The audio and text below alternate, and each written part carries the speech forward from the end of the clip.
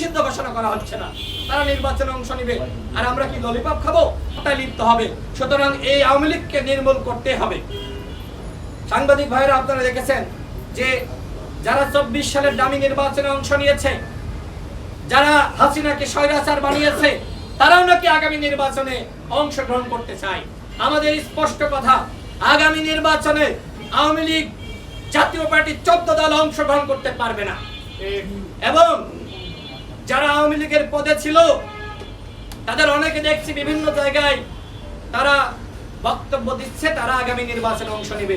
আমি এই প্রতীত স্বৈরাচারের দোসরদেরকে হুঁশিয়ারি উচ্চারণ করে বলছি, আগামী নির্বাচনে ডামি মামি স্বতন্ত্র কোনোভাবেই নামে বেনামে আওয়ামী লীগের দোসররা এবং আওয়ামী লীগের নেতাকর্মীরা অংশগ্রহণ করতে পারবে না।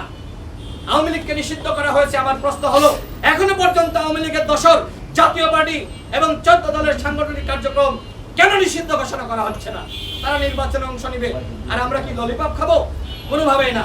গণ অধিকার পরিষদের স্পষ্ট ঘোষণা, আগামী নির্বাচনে দামি মামি স্বতন্ত্র নামে বেনামে কোন নামে আওয়ামী লীগ জাতীয় পার্টি এবং 14 দল অংশগ্রহণ করতে পারবে না। এবং আওয়ামী লীগের মতন করে 14 দল এবং জাতীয় পার্টিকে নিষিদ্ধ করতে হবে। আমার সর্বশেষ বক্তব্য হলো, নির্বাচন নিয়ে যে চক্রান্ত শুরু হয়েছে, এই চক্রান্ত যদি সফল হয় তাহলে দেশ ধ্বংস হয়ে যাবে। আমাদের